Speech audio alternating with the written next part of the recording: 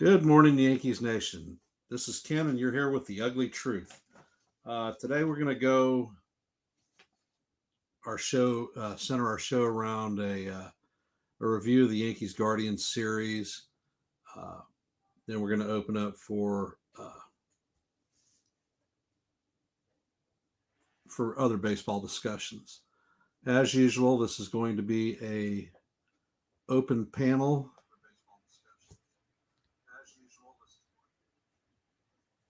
And we will invite folks up.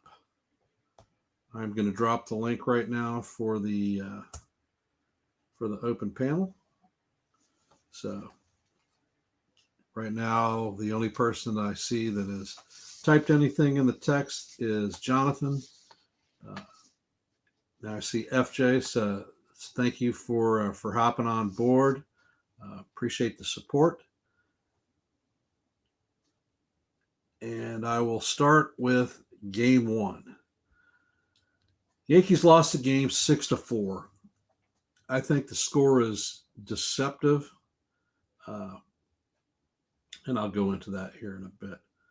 The winning pitcher was Gavin Williams for the Guardians, and the losing pitcher was Clark Schmidt. Schmidt went 4 innings. He gave up 5 earned runs, 7 hits, 3 walks, 2 homers. He did have 7 strikeouts. Honestly, it's Clark Schmidt's second start of the season. He dominated the folks down there in AA when he was rehabbing.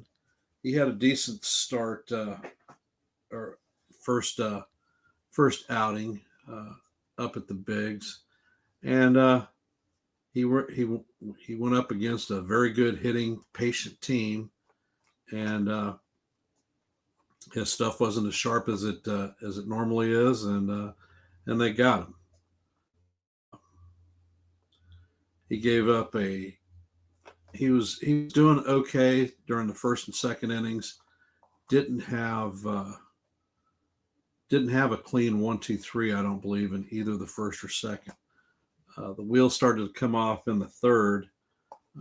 He gave up a 3-run bomb to Jose Ramirez, the freaking Yankee killer.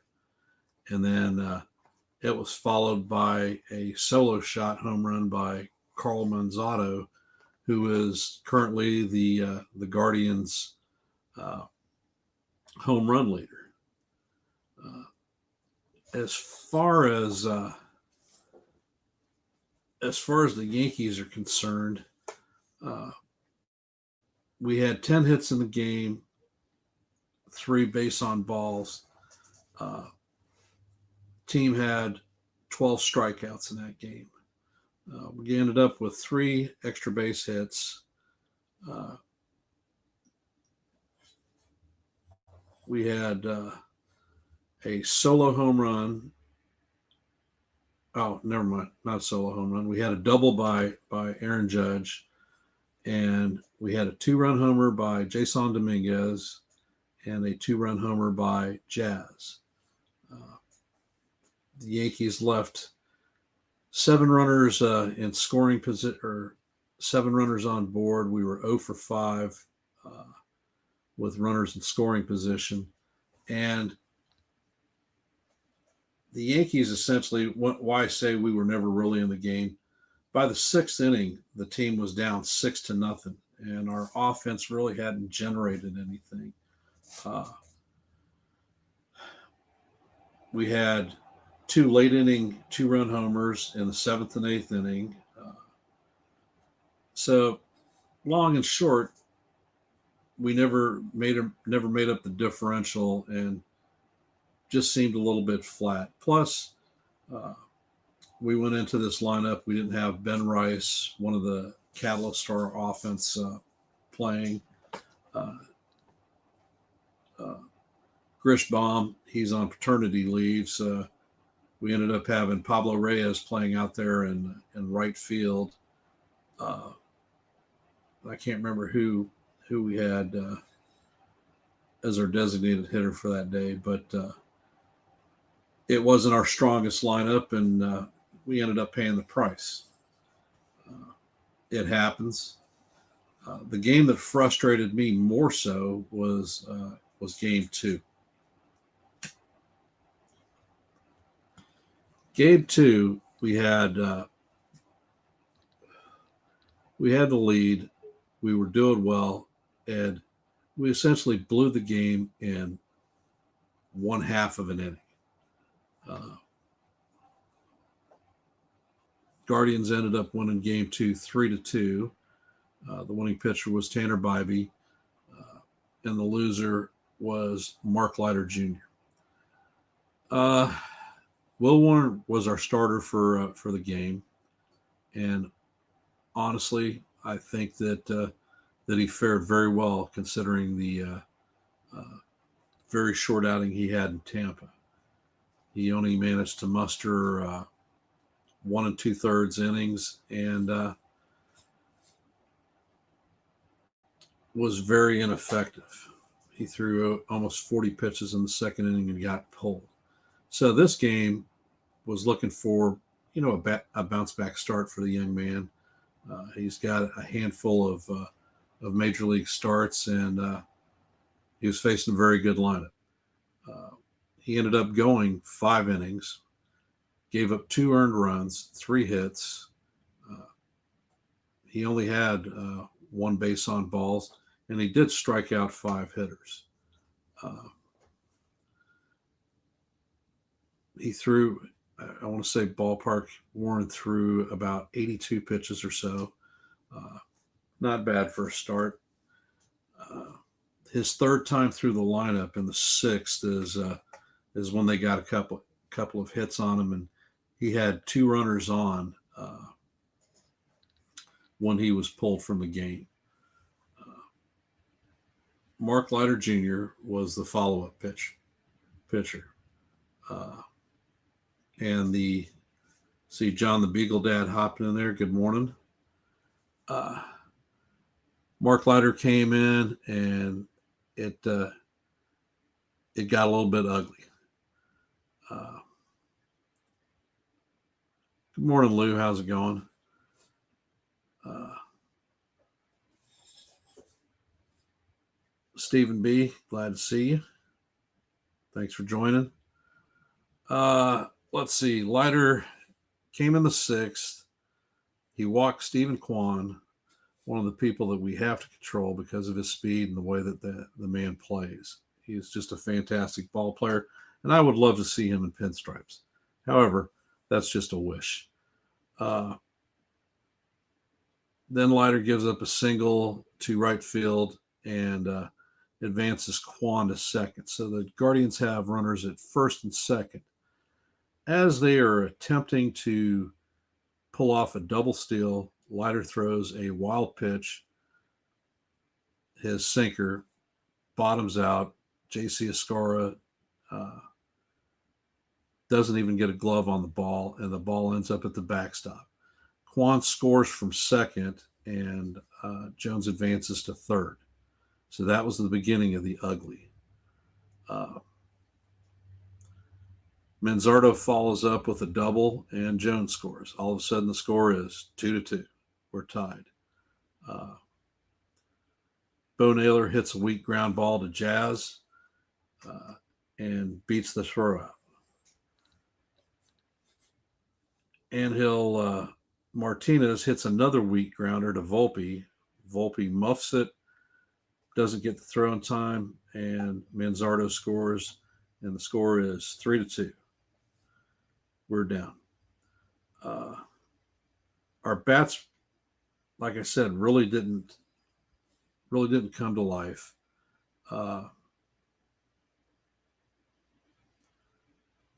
For as far as the pitching stats are concerned, Hill and Warren finished out the game. They pitched 2 1/3 innings. They did not give a hit up. They did not give a walk up, and they didn't have any strikeouts. I'm going to bring up a comment from Stephen B.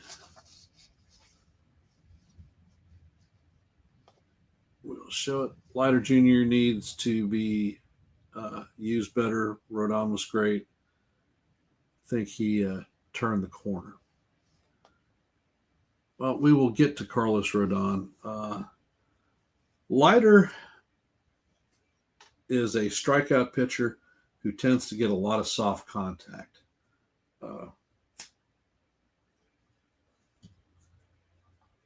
And as we've seen in the past, the weak ground balls at infield, the infielders aren't fielding it cleanly and not getting sharp throws off, and people are beating out infield hits. It's a fact of life and the nature of the beast.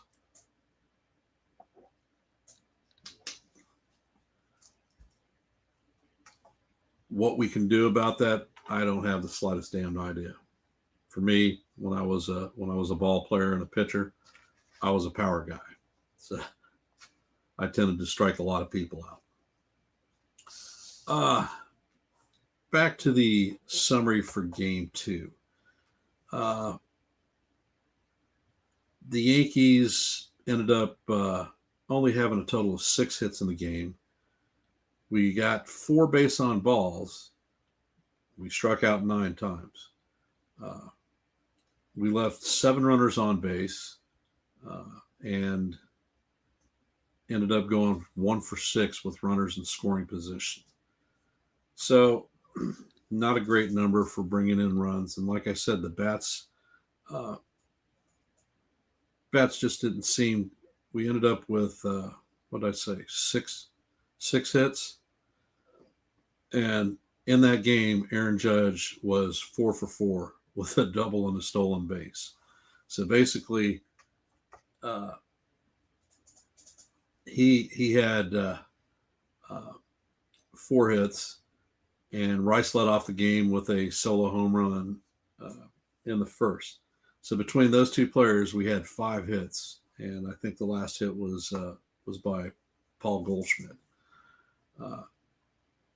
Like I said, the bats seemed to struggle, played flat, and it was definitely a winnable game for us. A combo of soft hits and miscues just didn't help us out in that game. So we're down 0-2 after Game 2. We've lost the series, and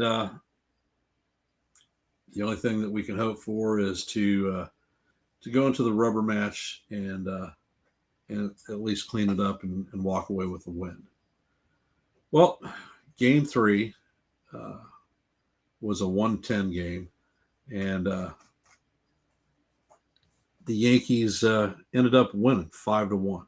The winning pitcher was Carlos Rodon, and the loser was Luis Ortiz. My opinion, Rodon pitched a masterful game. He dominated Guardian hitters. He gave us 7 innings, gave up 4 hits. He did give up a run, but it was unearned off of a Cody Bellinger error. And he had 8 strikeouts with two batters walked.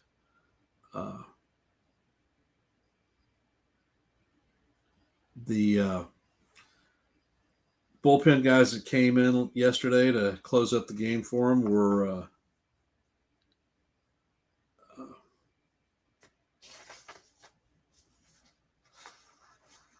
Fernando Cruz. I'm bringing up a comment from Lou. He's been looking real good. Yes, he has. As a matter of fact, for Carlos, he has had 8+ strikeouts in his last 4 games. So he's got the swing and miss going on, and the great mix of his secondary pitches and him being able to locate it. Yesterday seemed like he had virtually control of every pitch. And in the first inning, in the bottom of the first, when Bellinger had the error and the Guardians were able to score a run, atypically that's where we see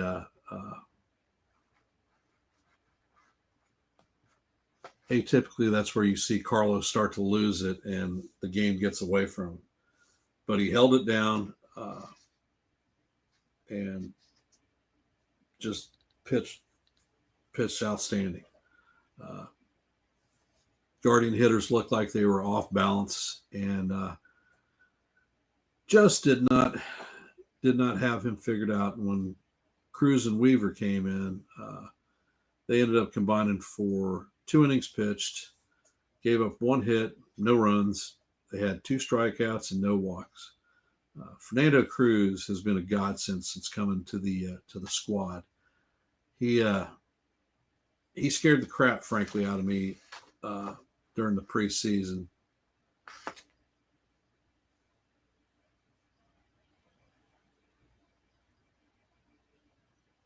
All right, bring up a Stephen B comment.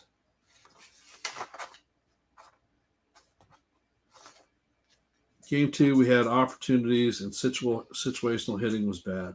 Judge was 4 for 4. The 6th inning, Boone did take Warren out, or did not take Warren out, I'm assuming is what that meant. Good morning, John the Beagle Dad. Thanks for joining the stream. Defense was bad. Can't give up.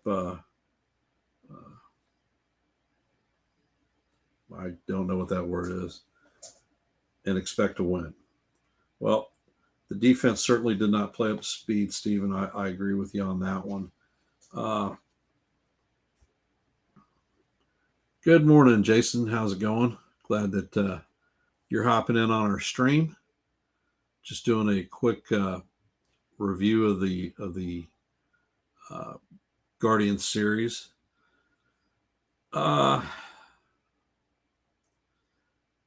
Like I said, Cruz scared the crap out of me with spring training, the way he was getting beat like a drum.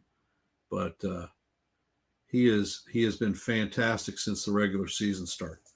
As a matter of fact, he dropped his ERA down to a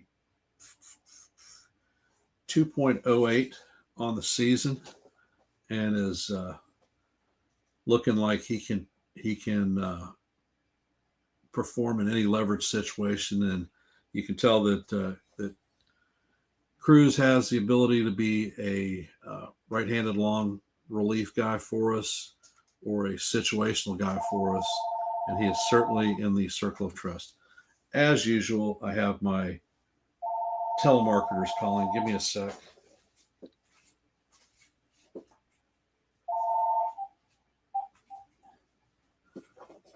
Sorry about that.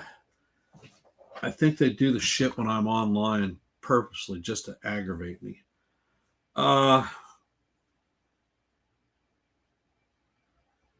Lost my train of thought. And Fernando Cruz definitely seems like he is in Aaron Boone's circle of trust.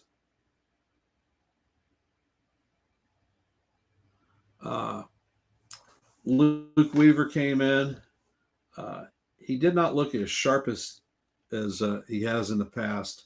He gave up 3 hard hit balls that were all warning tracks. Bellinger made an outstanding play, an over the shoulder basket catch to close the game out. But so far in the appearances that the Dreamweaver has made, he has not given up a run on the season. So definitely a hats off guy. We did see Devin Williams warming up in the bottom of the ninth, and I think that was just a precautionary in case. But he wasn't. His services weren't needed. It wasn't a safe situation. Good morning, Jake Boss. Thanks for hopping in. The Yankees offense started early yesterday. We ended up pulling 2 runs in the top of the first, and we followed that up by scoring 2 runs in the top of the second. The Yankees had 11 total hits, 8 walks, and the other negative number, or the negative number was we had 14 strikeouts. We had 3 extra base hits, uh, doubles by Goldie and the Martian, and a triple by the captain. Uh, Info notes: Goldie had a multi-hit game yesterday. That was his 12th multi-hit game of the season, and uh, he leads the majors in multi-hit games. Other interesting note: Judge and Goldie lead the majors in batting average. Judge with a 415 average and Goldie with a 383. So we have definitely got the upper half of our lineup clicking. Low notes for yesterday's game, or low note, truly a low note, uh, was Anthony Volpe, 0 for 5 with 4 strikeouts, earning himself the Golden Sombrero. Uh, he seems to be getting overpowered. Good morning. How are you, Joe? He seems to be getting overpowered by fastballs. He's just not catching up with them, and uh,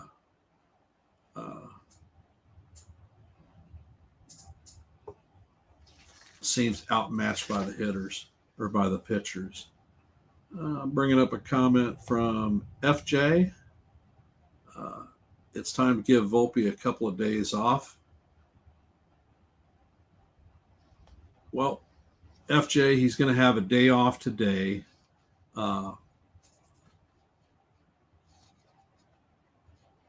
And I see Joe from New York Yankees Mania hopping in. Welcome. Thanks for jumping on.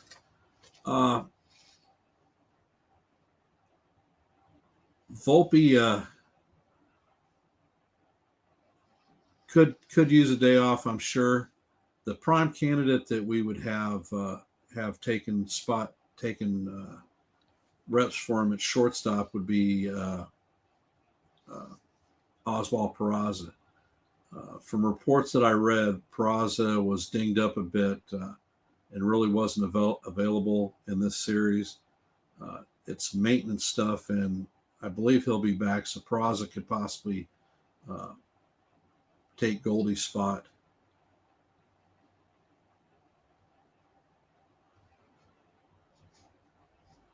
My heroes for the series, I had 4 of them. 3 of them hitters: Judge, Goldie, and Rice. And my 4th hero was Carlos Rodon for his outstanding start yesterday. My goats for the series are surrounded by hitters: Volpe, Bellinger, Wells.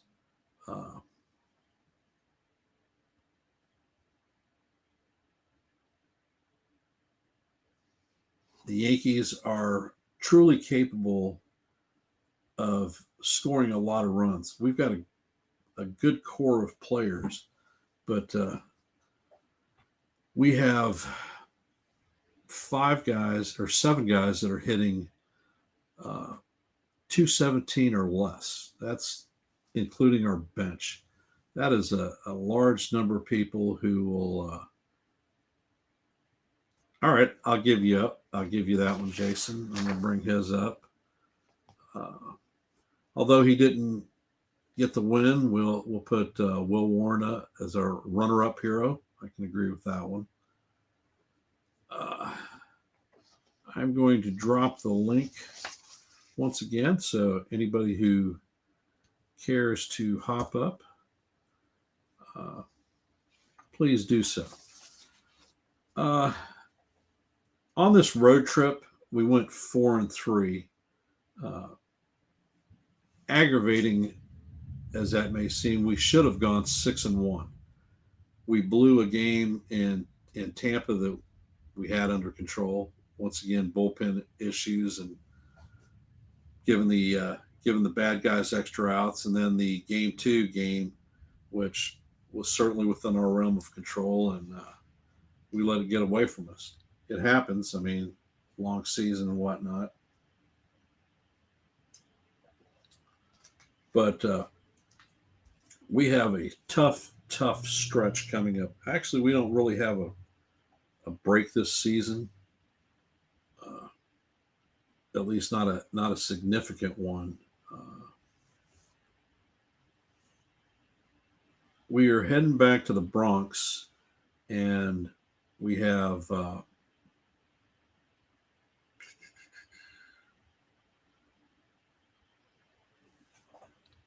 me get to it.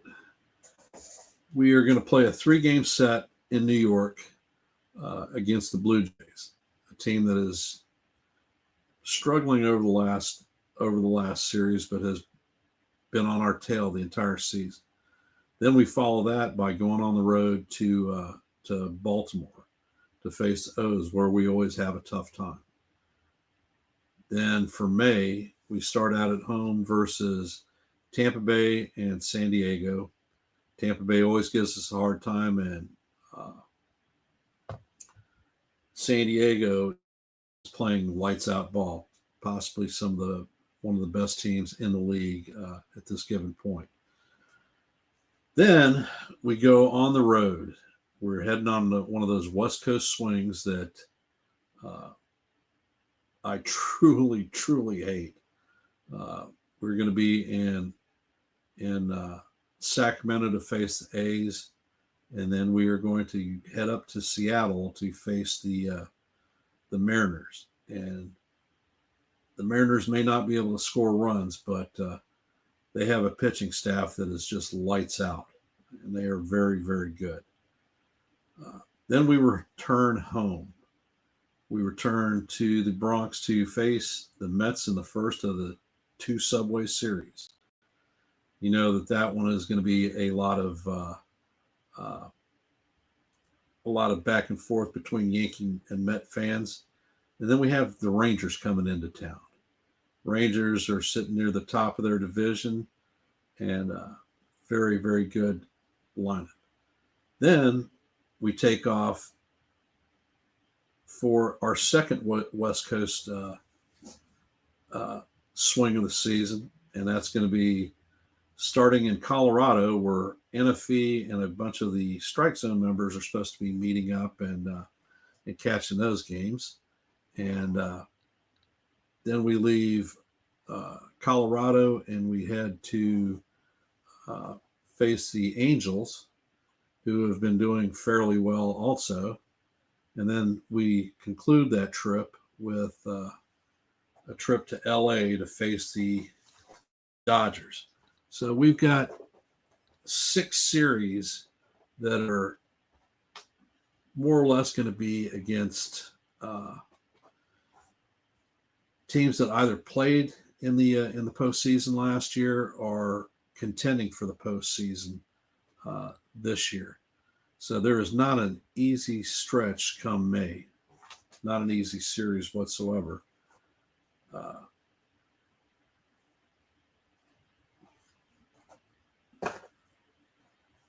And I'm going to bring a couple of comments up.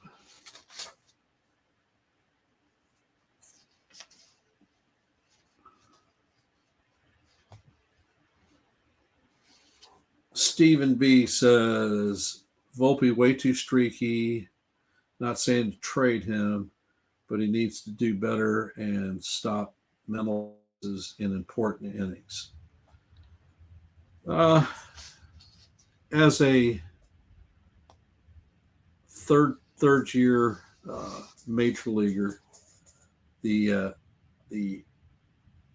mental lapses are aggravating as hell.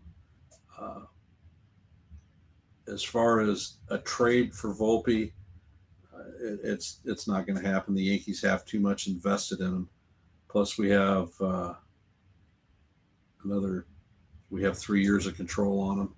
So the Yankees are trying to build a cadre. Now, when people like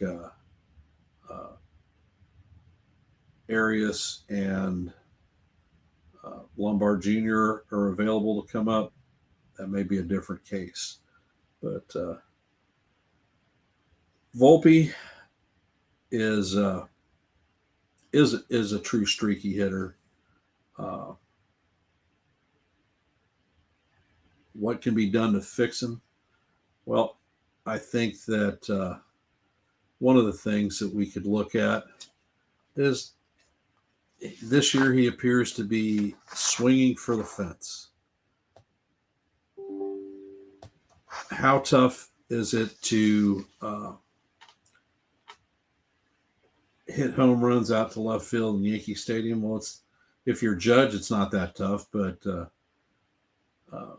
Volpe, his approach should probably be uh, more geared around the line drive, taking the ball to the opposite field and using his speed. He is a a very good base stealer, and that was one of the components that we were looking at. All right, I'm going to bring up a Volpe comment from John the Beagle Dad. Volpe looks lost at the plate. Not what I expected from a veteran hitter of 3 seasons. Honestly, John and Steven, I don't think that Volpe has found his own as a major league hitter. I mean, his first season, he was a 209 hitter, 20 home runs. His uh, second season, he hit 243, had a handful of home runs, and was gearing himself more to the line drive type hitter. And early in the season, especially when he was our leadoff hitter, he had a 20-game hit streak. But when it went bad for him, it went completely bad. He fell off the rails. Uh, this year, his bat speed was up. Spring training, he was making some solid contact on the balls, high exit velo rate, and he started the season out. I think his first 4 hits were all home runs. We had a lot of talk about the torpedo bat enhancing his game, and as I said during my my video regarding the torpedo bat, the torpedo bat is a tool. The tool is only as useful as the guy holding it or working with it. And if the bat enhances power because of the density of where it's at, you actually have to hit the damn ball. Uh, Volpe is striking out at a ridiculous rate, similar to Jazz. Uh, there are 5 Yankee players who are using the torpedo bat. Volpe is the most noted one. Austin Wells, Jazz Chisholm, Cody Bellinger, and Paul Goldschmidt. Of those 5 players using the torpedo bat, there is only one hitting worth a damn, and that's Goldie. And Goldie is a professional hitter, so I don't think it makes a damn bit of difference what bat he's using. He's going to hit. And the players that we need to come around and to be successful are our torpedo bandits. Wells, Volpe, Bellinger, uh, Wells, Bellinger, and Jazz. Jazz drives me nuts personally. He is a very talented ball player that is an outstanding defensive infielder, no matter what position you lay him at. But Jazz is who Jazz is. Jazz is that guy who can thrill a stadium with the long, hard hit home runs, line drive type home runs. Jazz can uh, look fantastic while stealing bases, provided he gets on via the walk or the bunt or a hit. But Jazz's mojo is he strikes out a lot, and torpedo bat or not, that is not going to save his butt when it comes to Ks. And do we need Jazz to be a long ball guy? I don't think so. I think we need to definitely hit the aspect.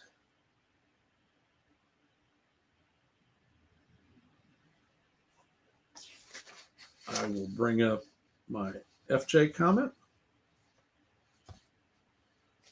Jazz has begun to draw a few walks. Maybe it's a sign he's seeing the ball better. Honestly, FJ, I don't know.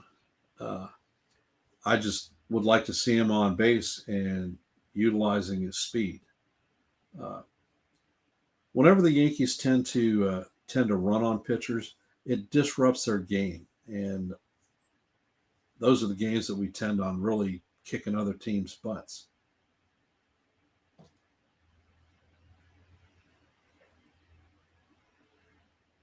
Uh, who leads the team in strikeouts? Bringing the comment up from Lou.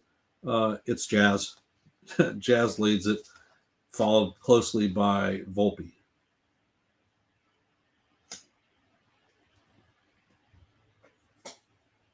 And that's the concerning thing to me is our two speed guys aren't getting on base and they're striking out a ton. Uh,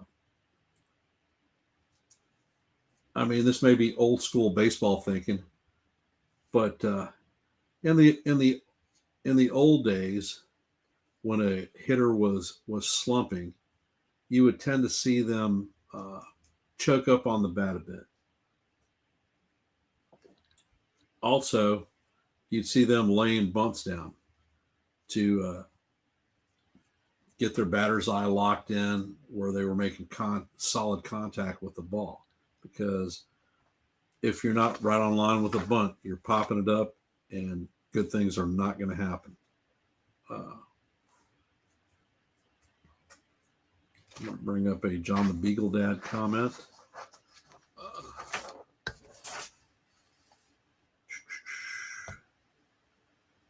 Jazz almost seems like he doesn't care about the strikeouts. I'm not sure that's an accurate statement. I mean, Jazz got uh, Jazz got rung up on a BS call the other day and wasn't happy about it and ended up getting pumped. Uh, answer your question, is Jazz a free agent next year, Lou? No, we have him for two more seasons.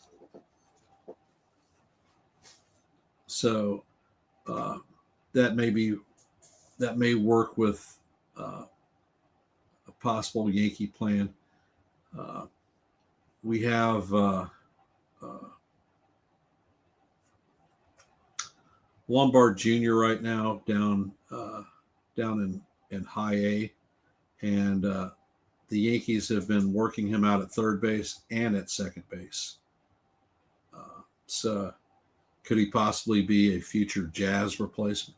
He's an infielder replacement somewhere. Whether it's going to be at third base, shortstop, or second, I don't know.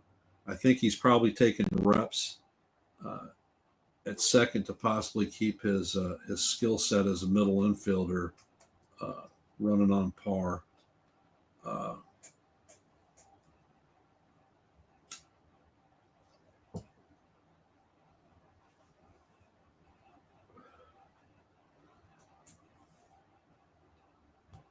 and we have Lou, hopefully short, laughing out loud.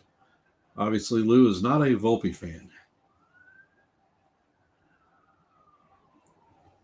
Right now, uh, the Yankees are relying on a lot of first and second year players, and we're going to have growing pains. Am I worried about the team as far as going into panic mode? Well, hell no, I'm not worried about the team. People are going to get right. Uh, I have issues with James Rosen. I don't think that he's presenting a good uh, plate plan for situational hitting with these guys because you tend to see uh, folks coming up and swinging for the fence.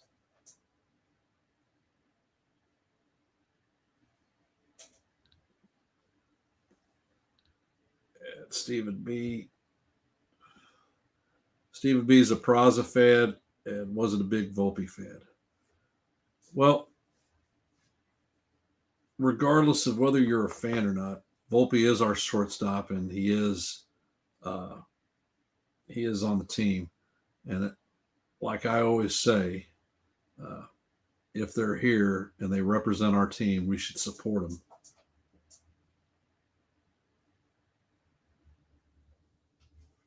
All right. They should let Peraza have a fair shot. I'm assuming that's at shortstop, Lou. Peraza, for some reason, like many Yankee rookies, once you fall out of favor, it's damn near impossible to curry favor back in, as seen with with Clint Frazier,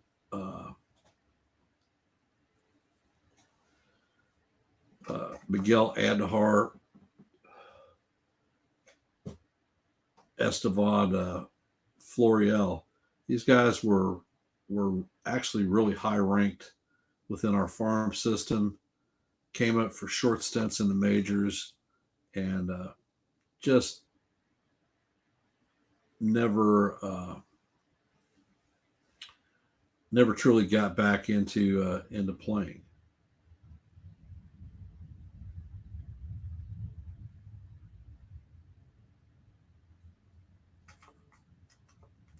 And Lou, that is definitely a possibility with Peraza being moved. Uh, with our reinforcements coming up, uh, I think that we're going to see Pablo Reyes be the first casualty uh, of our opening day roster. Actually, it'll be the second one since we DFA'd Yoendris Gomez the other day, and he is on the waiver wire right now. Don't know whether he is uh, going to get pulled by another team, which I suspect is going to happen, or whether he'll accept a minor league assignment with us if he doesn't get pulled by any teams. He's a quality bullpen arm. Uh, when Clark Schmidt got lit up, he came in and ate 3 innings for us. I mean, he basically saved the bullpen for the next 2 games, and his just reward was being DFA'd. So, Lord only knows.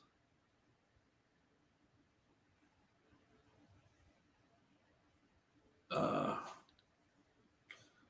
but what we need some of these young guys and James Rosen to work with them to actually uh, have a solid plate plan. And swinging for the fence is definitely not a plan.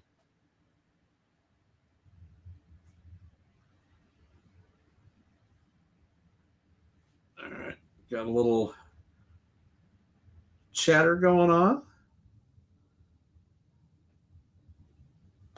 John the Beagle Dad doesn't want Vivas traded. I don't think he's going to be traded. He's hitting very well for us down in Scranton. I think that. Good morning, Rodney. How you doing? He's hitting ballpark 340.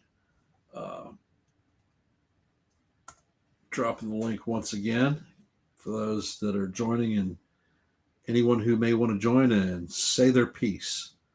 I'm just surprised that Vivas didn't take a rep at the major league level. I'm not sure why that is.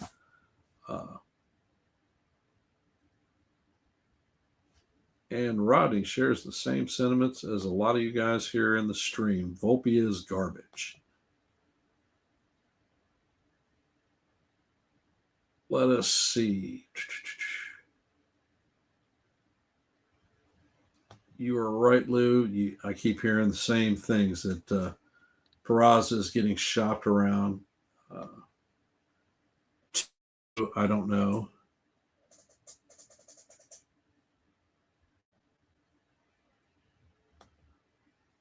And FJ's comment, the Yankees keep wasting Vivas's options.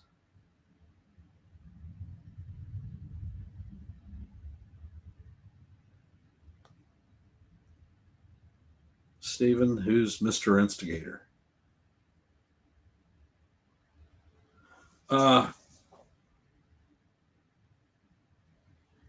In the past, the Yankees have had strength behind the dish in the minor league systems. All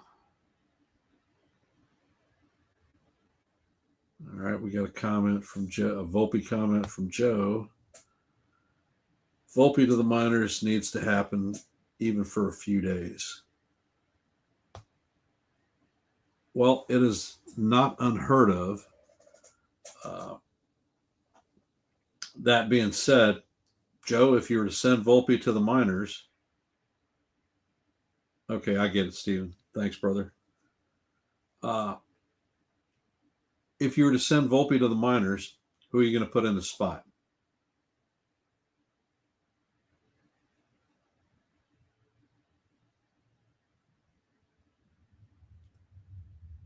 Keeping that in mind, if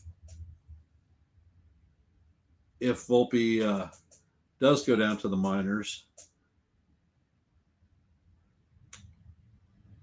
he has to be down there for a minimum of 10 days. Is Vivas actually a shortstop? I'm not sure.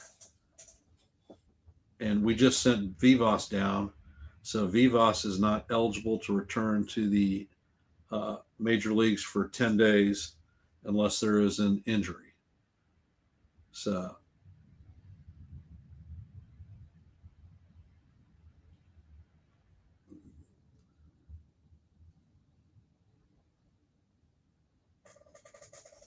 I keep seeing Peraza's name come up.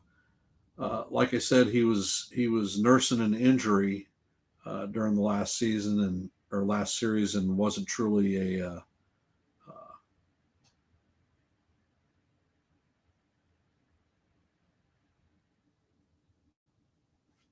right.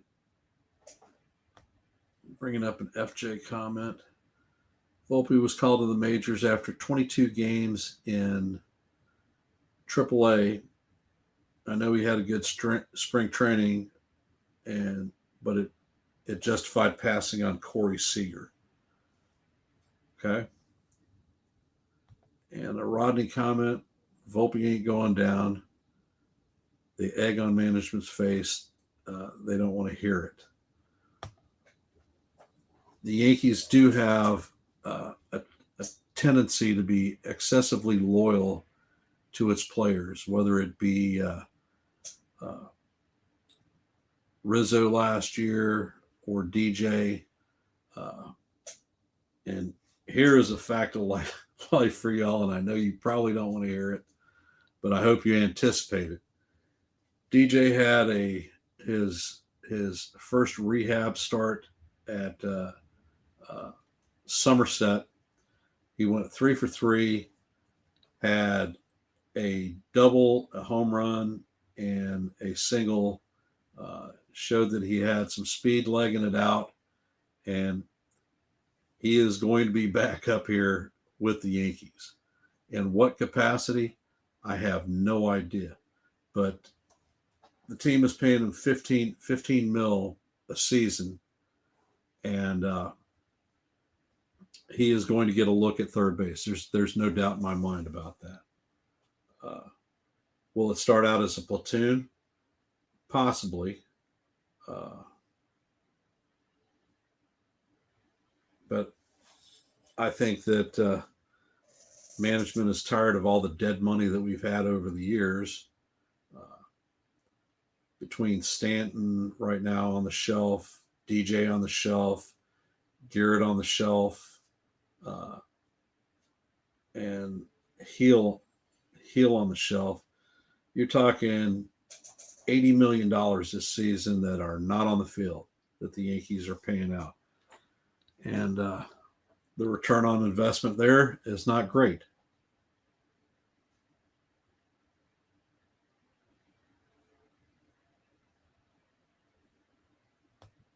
All right. It feels like he's getting special treatment, uh, LeBron James and his kid. I am not sure what that actually means because uh, I haven't followed NBA basketball in a lot of years. I mean, I know who LeBron James is. Uh,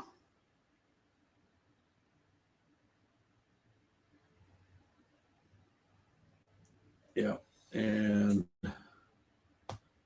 Rodney brings up the comment I just iterated, a lot of money on the shelf, without a doubt. Uh,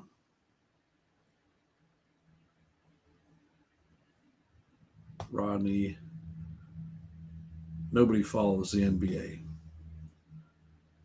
Yeah, my time for following the NBA ended with their last strike. It pissed me off to the point where I have barely watched even a game.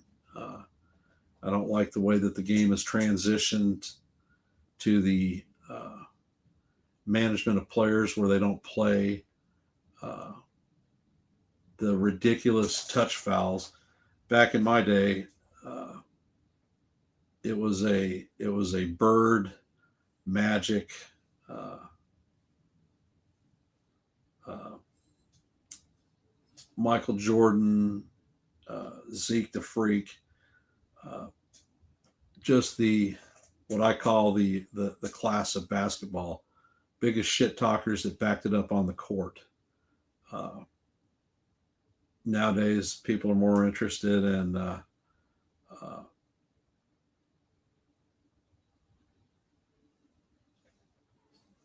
people shooting threes.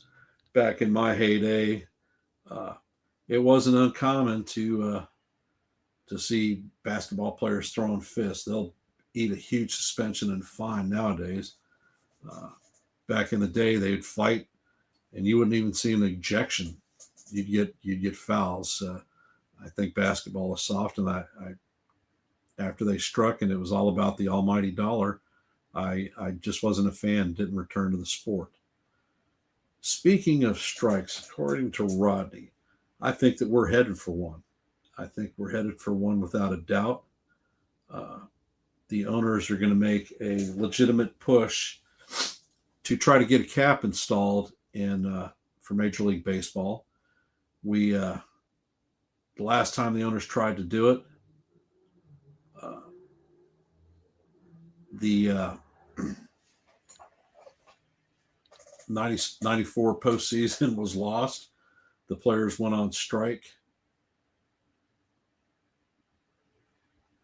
Uh, and honestly, with the contracts that got handed out to Otani, Soto, uh, extension for uh, extension for Vlad Jr., Tucker coming out. How truly sustainable are contracts like that? Uh, and us as Yankee fans, I I hate to see it, but we don't have an official quote unquote cap, but the Cohen threshold is a modified cap. Uh,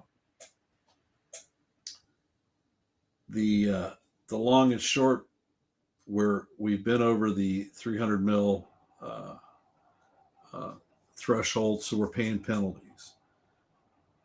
Every player that we sign over it, if it's a $10 million guy, we're paying 20, 10 million in penalty and 10 million on salary. Uh, we lose draft picks or draft positions. All right, I see Stephen B hopping up, so I will bring him up to the stage. Stephen, welcome. Thank you. Hey, Ken.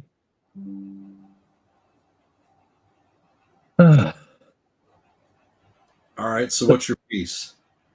We were just talking about like Volpe before. It's not that I don't like Volpe, but the way he's playing is like really streaky. Either it's really hot or very cold for long periods of times.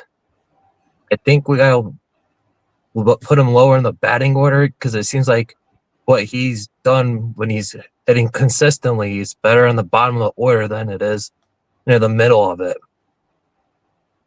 All right, give me a sec. Bringing up a comment from Rodney Green. Ken, I like your page. Got to go see a surgeon. Good luck with that, brother. I hope everything works out. Keep us in the loop, and we'll keep you in our prayers. Thanks for supporting the stream, Rodney. Most appreciated. All right, Steven. Yeah, no, I think we got to put Volpe on the bottom of the order. I think a batting around like 7th, 8th, or 9th would be the best ideal spot for him at the moment because he just keeps on having these things that like overmatch with a fastball or swing in somewhere else and trying to put too much pressure on himself. Let him just be a contact hitter. Don't disagree with you even one iota. Even with Glaber last year, at the Yankee as a Yankee, when Glaber was trying to pull the ball, he hit like shit. Glaber, when he started hitting through the middle and opposite field, his batting average went up to like 285 or so.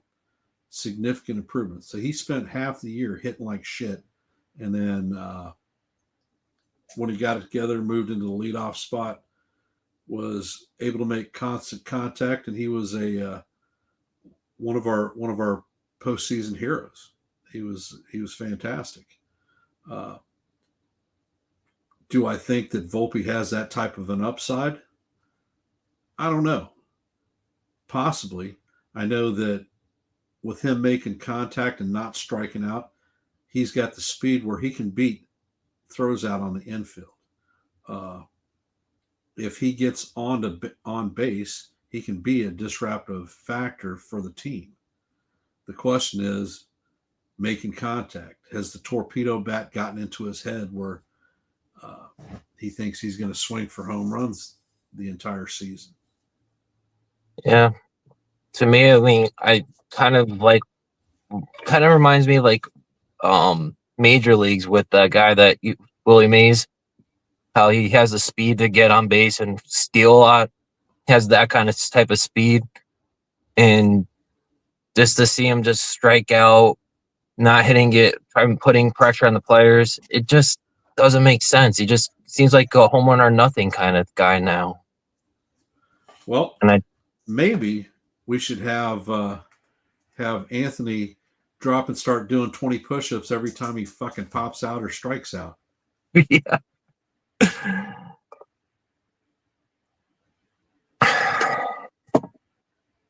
Yeah. And that 6 innings keeps on giving me World Series last year vibes with bad defense, mental lapses.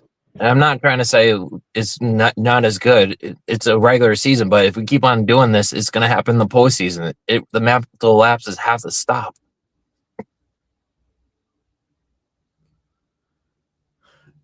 In a 162 game season, you're going to see it. Hopefully not at critical times. And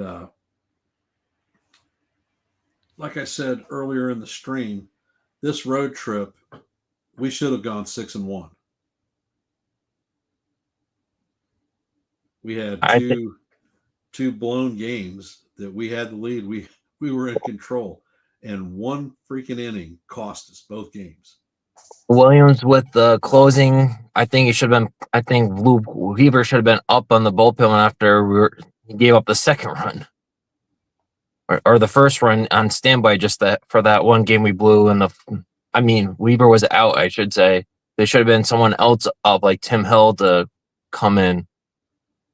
Because Weaver the inning before with Williams blowing it was had a perfect 1-2-3 inning. FJ comment: Volpe needs to learn to bunt. I think that sentiment can be applied to Jazz also. Jazz is striking out way too much too. He needs to cut his strikeout thing. He needs to make more contact. He has a lot of speed. He's one of the fastest in the league. He could put a 40-30 up there, but he needs to also go for the line drives. The guys puts a little contact on, make the defense really. It's his speed will make the defense screw up. Those two players, Volpe and Chisholm, have speed components that are very disruptive to other teams. And when they've been on base together, especially, and have run amok, we have scored a lot of runs with them. But at this point, they're not even getting on base, so there's not even a chance of putting a running game in action. Yeah, no, I like to see it. I mean, I know Dominguez is playing really solid defense in the left field. I'm very surprised how from spring training to now how well he's gotten better at it. I know the more reps he gets, the better he's going to be. And his hitting's on the left side is really good. The right side just needs some work. Me personally, I think that him and Cabrera should get up being switch hitters. They should just straight hit from the left-hand side. Dominguez is hitting this season from the right side of the plate 0.58. I didn't check the stats on his right side. I know his left side's ridiculously good. Yeah.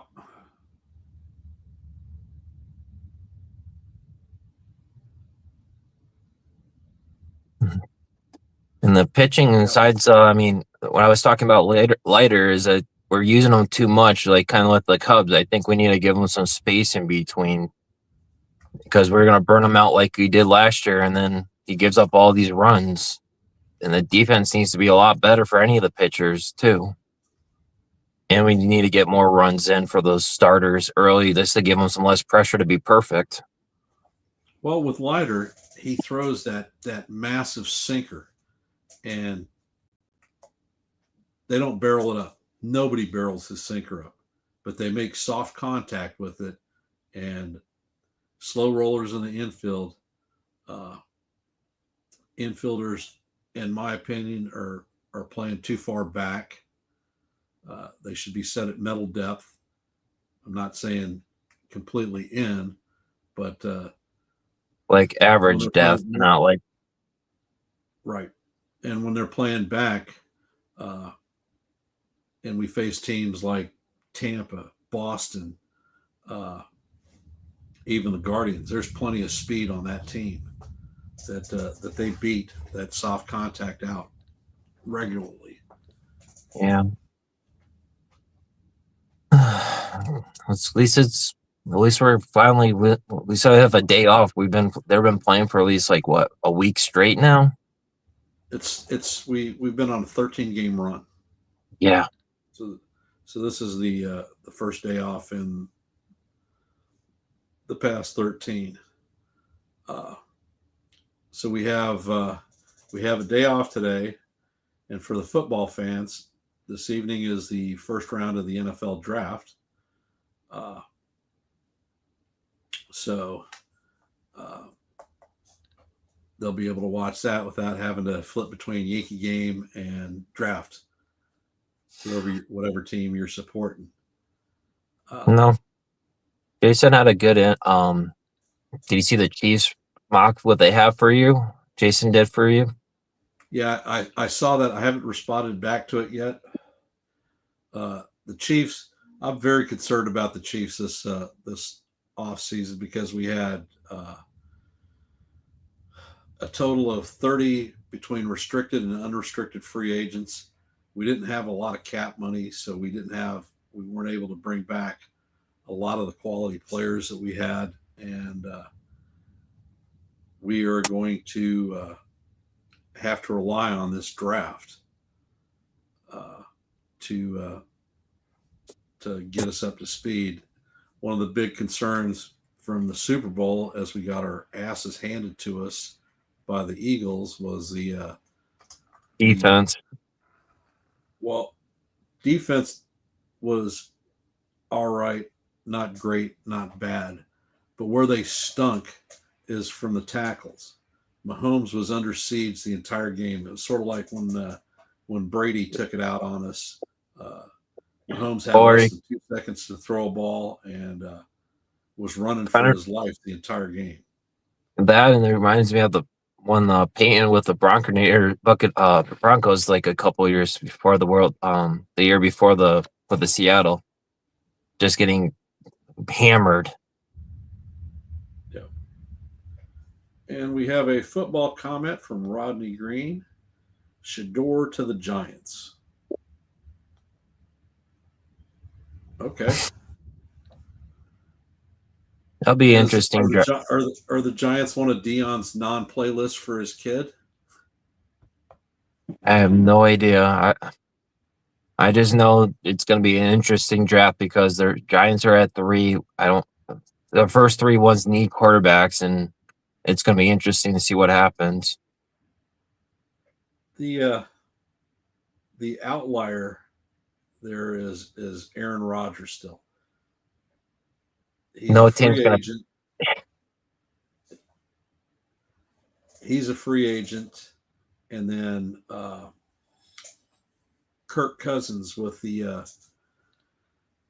Falcons. Somebody may try to bring him on board, especially since they started their rookie quarterback last towards the latter part of the season, and he was doing very well. So could be some trades today. It'll Could be be interesting. yep. I know that the Chiefs signed Gardner Minshew as our backup quarterback this year, so hopefully Mahomes doesn't go down and we have to rely on him. Well, I had Mahomes last year in fantasy football.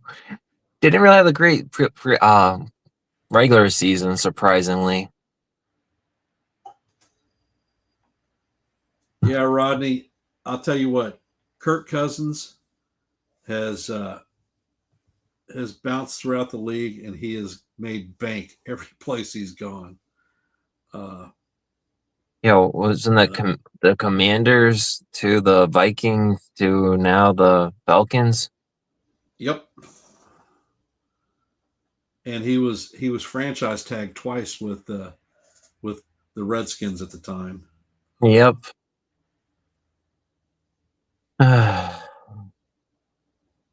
But we have hit the hour mark for this stream. Uh, Upcoming events, I am going to do a live stream. I think at 1:15 tomorrow with the uh, Blue Jays Yankees preview, and it'll be a live stream. So hop on up and open panel as usual. So uh, I want to thank Stephen V for hopping on board and helping out with the stream today, and for all the folks out there that were active in the chat. I appreciate it. Like the comments. We had good discussions going on across the board. Uh, if you haven't, please hit the like button. If you are not subscribed and watching in the shadows, please subscribe if you like the content, and share the channel out with anybody who you may think gets value from the stream. Uh, I will be on, I think, with New York Joe. Yankee Mania and Joe uh, for pre-games tomorrow. He's got a couple of streams going on today. I'm not sure exactly what they are. I know one of them is a wrestling stream, and the other one may be baseball stream. So we will see if our schedules are compatible. And like always, I'm going to end with Go Yankees. Have a good afternoon, guys.